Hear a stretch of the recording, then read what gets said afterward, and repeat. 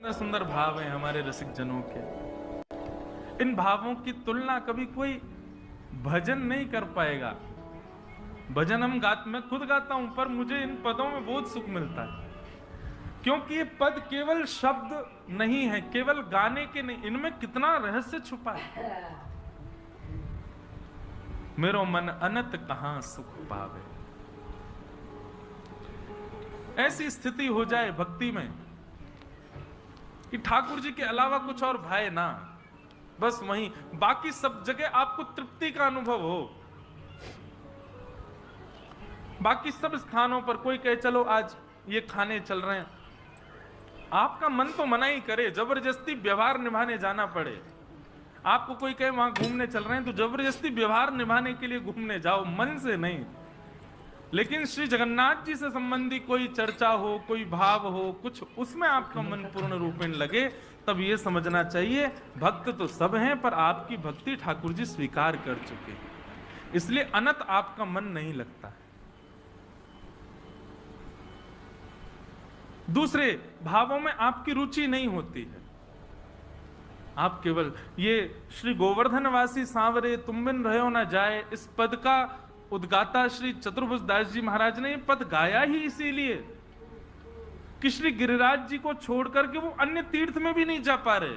नहीं, मैं गिरिराज जी को नहीं छोड़ सकता। ठीक प्रकार भक्ति कैसी हो, जैसे जल बिन मछली, वैसे भक्ति बिन, वैसे ठाकुर जी के बिन हम नहीं रहा जाए।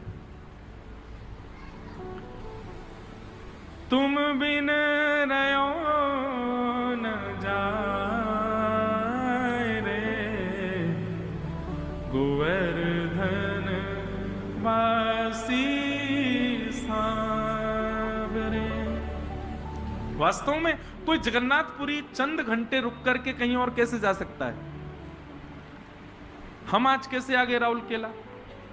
क्योंकि मन में एक भाव ये था कि कोई बात नहीं, जगन्नाथ जी से दूर जा रहे हैं, पर वहां रहे जहां जगन्नाथ जी का यश गाना है, तो वहां कथा तो मिलेगी ना, कथा से बच जाएंगे। सही बताएं, जब लगातार कथाएं होती हैं तो जब कथा कहीं विश्राम करके जाते हैं तो जहां विश्राम होती है वहां सब लोग रोते हैं, हमको रोना नहीं आता।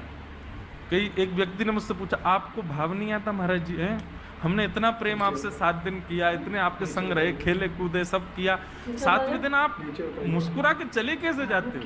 मैंने कहा क्योंकि मन में एक ये रहता है कि आप लोग तो इसलिए रो रहे हो, कल से सब सुना होगा। मैंने कहा कल से मुझे नए लोग मिलेंगे ना, मैं नई जगह जाऊंगा, नई कथा करूंगा, नए स्थान पर होऊंगा, नए नए वैष्णव होंगे, वहां पर नई नई चर्चा होंगी, तो वो नई चर्चा, नई वैष्णव, नई कथा की ये स्थिति हमको प्रसन्न रखती है।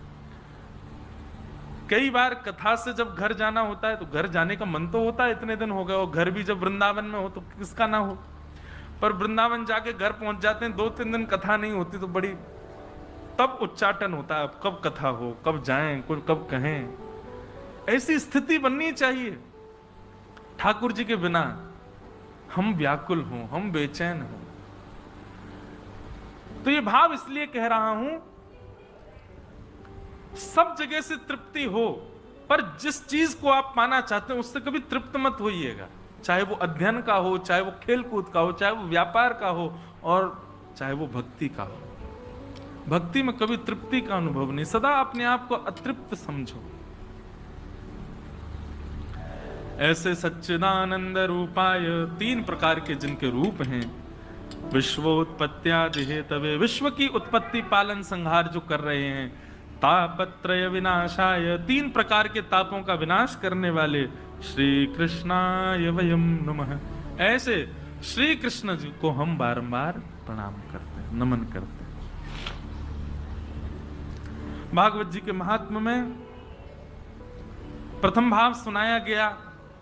सौनकादि ऋषियों ने सूत जी महाराज से प्रश्न किया है, भगवान इस कलिकाल में भगवत प्राप्ति का साधन क्या है? ठाकुर जी को